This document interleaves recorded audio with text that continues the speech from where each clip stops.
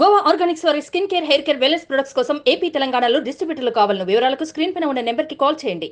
అందరికీ నమస్కారాలు అండి. ఈరోజు 6వ డివిజన్లో ప్రచారం ప్రారంభించాం. దీంట్లో జనసేన నాయకులు మరియు బీజేపీ నాయకులు, తెలుగుదేశం నాయకులు అందరూ పాల్గొన్నారు. చాలా సంతోషం. ఎక్కడికి పోయినా ప్రజలు బ్రహ్మరథం పడుతున్నారు. దానికి కారణం 2014 నుంచి 19 దాకా తెలుగుదేశం ప్రభుత్వ హయాంలో ఇక్కడ చేసిన పనులే.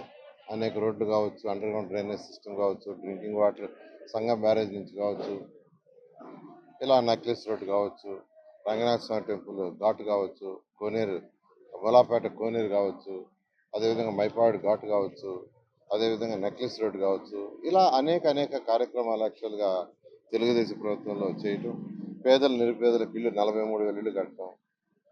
అంతేకాకుండా 2014 నుంచి 19 దాకా నెల్లూరులో ప్రశాంతమైన వాతావరణం. వ్యాపారస్తులు వ్యాపారాలు చేసుకోవాలంటే అక్కడ వాతావరణం సరిగా ఉండాలి. వాతావరణం అంటే క్లైమేట్ అని కాదు, అక్కడ లా అండ్ ఆర్డర్. అమరావతి రాజధానికై అనేక దేశ విదేశాలు నేను తిరిగాను, ముఖ్యమంత్రి గారితో కూడా తిరిగాను. ఆ రోజు ఏ దేశంకి పోయి వాళ్ళని వచ్చి ఇండస్ట్రీ పెట్టమన్నా వాళ్ళు ఫస్ట్ అడిగే క్వశ్చన్ రెండు. ఒకటి, మీ రాష్ట్రంలో లా అండ్ ఆర్డర్ ఎలా ఉంటుంది అంటే వాతావరణ స్ట్రైకులు అరాచకాలు ఉంటాయా, లేదంటే ప్రశాంతంగా వ్యాపారాలు చేసుకోవచ్చని మొదటి క్వశ్చన్. రెండవది, మీకు కేంద్రానికి ఉన్న సంబంధాలు ఎలా ఉన్నాయి. ఈ రెండు ప్రశ్నలు వేసేవాళ్ళు. విదేశాల నుంచి వచ్చి ఈ రాష్ట్రంలో ఈ దేశంలో పెట్టుబడి పెట్టాలంటే వాడు చూసేది రెండే: ప్రశాంతమైన వాతావరణం ఉండాలి. స్ట్రైకులు, గందరగోళాలు, అరెస్టులు, బిల్డింగ్లు బగలగొట్టాలు, లైసెన్సులు తీసేయటాలు, అలాంటి వాతావరణం కోరుకోరు. రెండవది, కేంద్ర ప్రభుత్వంతో ఉన్న సంబంధాలు. కాబట్టి వ్యాపారస్తులు సక్రమంగా వ్యాపారం చేసుకోవాలంటే వాళ్ళకి ఎటువంటి డిస్టర్బ్ చేయకూడదు. రాష్ట్రం డెవలప్ అవ్వాలంటే వ్యాపారస్తులు బాగా వ్యాపారాలు చేసుకోవాలా, వాళ్ళు బాగా సంపాదించాలి. వాళ్ళు బాగా సంపాదించుకున్నప్పుడు వాళ్ళు ప్రభుత్వానికి ట్యాక్స్ రూపంలో జిఎస్టీ కావచ్చు, లేదా ఇన్కమ్ ట్యాక్స్ కావచ్చు, అనేక రూపాయలు వాళ్ళు ట్యాక్స్ కడతారు. వాళ్ళు ట్యాక్స్ కట్టినప్పుడు ఖజానా నిండుతుంది. ఆ వచ్చిన డబ్బులతో కొంత సంక్షేమానికి, పేద నిరుపేదలకి, కొంత డెవలప్మెంట్, ఈ రెండు చేయొచ్చు. కానీ ఈ ప్రభుత్వం, వైఎస్ఆర్సీ ప్రభుత్వంలో డెవలప్మెంట్ అనేది మర్చిపోయారు. బహుశా అనుభవం లేక జగన్మోహన్ రెడ్డి గారికి దాన్ని వదిలేశారు. డెవలప్ కాకుండా ఉంటే వ్యాపారస్తులు సక్రమంగా వ్యాపారం చేసుకోకుండా వాళ్ళు లాభాలు బాగా ఆర్జించకుండా ఉంటే వాళ్ళు జిఎస్టీలు కట్టలేరు, ఇన్కమ్ ట్యాక్స్ కట్టలేరు, ఏవి కట్టలేరు. కట్టినప్పుడు ఖజానాకు డబ్బులు రావు. అందుకనే ముఖ్యమంత్రిగా ఉన్న నారా చంద్రబాబు నాయుడు ఎప్పుడు లా అండ్ ఆర్డర్ ఫస్ట్ ప్రార్థించేవాడు. 2014 నుంచి 19 దాకా నెల్లూరులో చాలా ప్రశాంత వాతావరణం ఉంది, మీకు అందరికీ తెలుసు. కానీ ఈ 19 నుంచి 24 దాకా ఎప్పుడు ఏ బిల్డింగ్లు బాగుపడతారా, లేదంటే ఎవరి లైసెన్సులు క్యాన్సిల్ చేస్తారా, ఎవరిని తీసుకుని అరెస్ట్ చేస్తారా, ఎవరిని తీసుకుని లోపల పడేస్తారా, ఇది పరిస్థితి. నిజం చెప్పాలంటే ఎంత దారుణం అంటే, పేదల నిరుపేదలకు ఎలక్షన్ కోడ్ రాకముందు పేదల నిరుపేదలకి ట్రైసైకిల్స్ బయట నుంచి తెప్పిస్తుంటే సీజ్ చేశారు, కోర్టు పోయి మళ్ళా తెచ్చారు.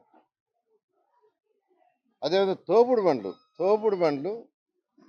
బండ్లు చేస్తూ ఉంటే కోడ్ రాకముందు అవి తీసుకుపోయి పోలీస్ స్టేషన్లో పెట్టుకున్నారు.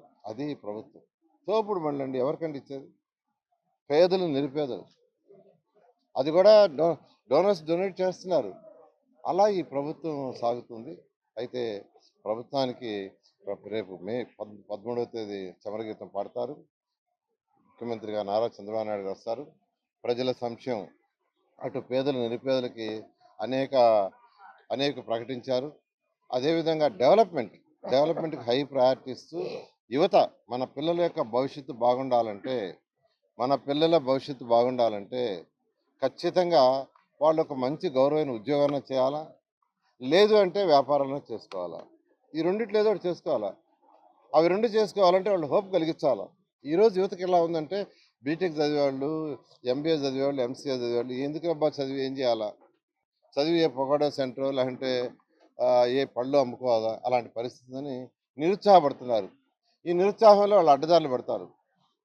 అలా పడకుండా ఉండాలంటే ఖచ్చితంగా ఈ రాష్ట్రానికి ఇండస్ట్రీస్ రావాలా, ఇతర దేశాల నుంచి రావాలా, ఇతర రాష్ట్రాల నుంచి రావాలా.